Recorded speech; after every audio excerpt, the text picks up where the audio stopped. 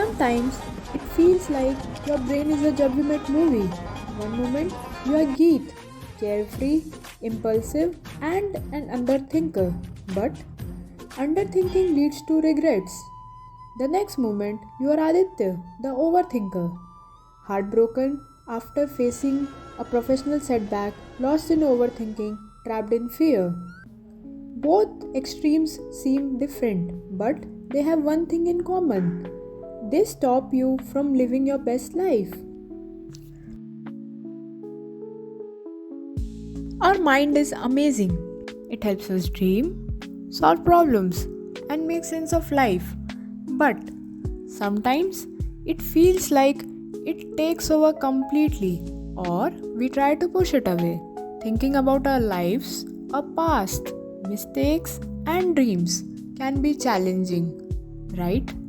But why? Because it's too hard to face the truth. What if we realize we are upset with someone we care about, or that we have made mistakes, or maybe our job or relationship isn't bringing us joy? Instead of facing these truths, we avoid them, and we do this in two ways: overthinking or underthinking.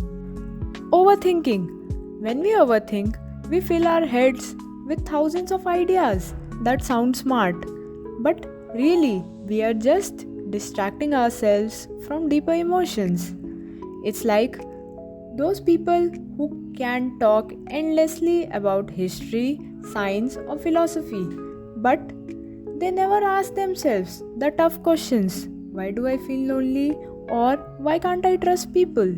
Overthinking makes us feel like we are being productive, but often it's just a way to avoid the things that really matter.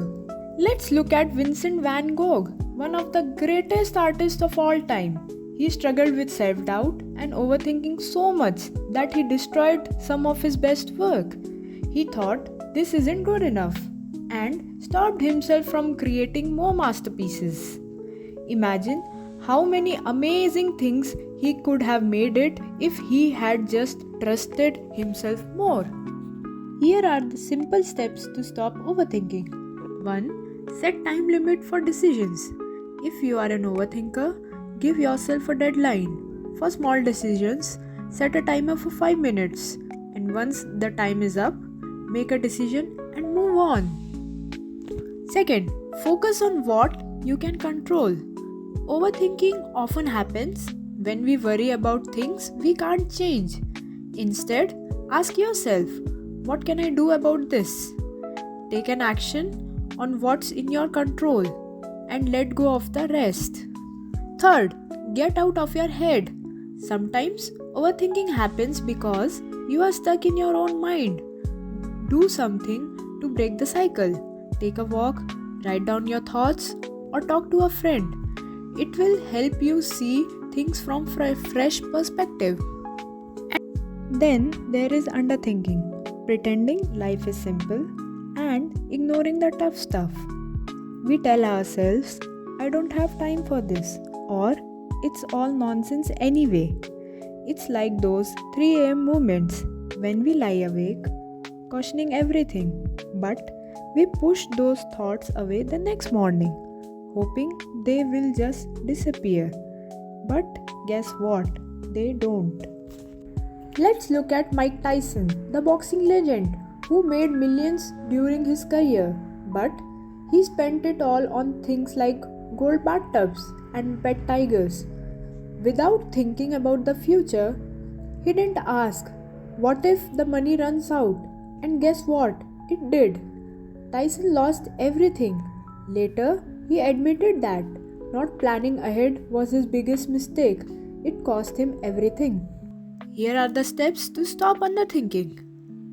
First, pause before you act. If you rush into things, stop and take a breath. Ask yourself, what could go wrong if I do this? Second, look at the bigger picture. Underthinking happens when we focus only at the present. Ask yourself, how will this decision affect me tomorrow, next week, or even next year? Third, make a simple plan. Before jumping into big decisions, take a moment to think it through. You don't need a perfect plan, just enough to know what to do the next. The key is balance. The best decisions come when you think just enough to move forward with confidence.